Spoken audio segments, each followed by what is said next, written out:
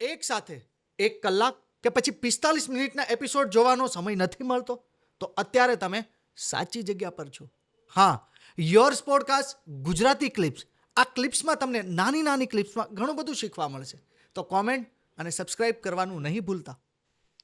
શું કહેવું છે મમ્મી અને પપ્પાને?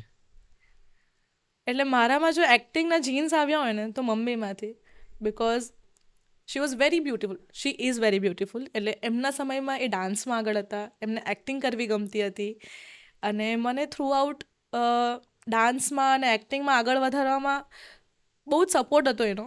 પપ્પાને કદાચ પહેલાં નહોતું ગમતું, પણ now he is very happy because સારું કામ થઈ રહ્યું છે, સારી રીતે હું આગળ વધી રહી છું, તો they are so happy with it. અને ખાલી મમ્મી પપ્પા જ નહીં, મારા ઇનલોઝ પણ, અને જે મારી સાસુમાં છે એને પણ ડાન્સનો ખૂબ શોખ છે. શી વોઝ કોરિયોગ્રાફર, અને એમને પણ એક્ટિંગનો બહુ જ શોખ તમે છે. મેરિડ છો? ઓ યસ, આઈ એમ મેરિડ. નથી ખબર? મને તો ખબર છે, પણ ઓડિયન્સને મને પણ નથી ખબર છે એની માટે. હું હા. મેરિડ છું. બધાને ખબર જ છે. બધા જે લોકો મને ફોલો કરે છે ઇન્સ્ટાગ્રામ પર, એ બધાને ખબર છે મેરિડ છું. વાહ વાહ વાહ. એ કેટલા ખુશ છે?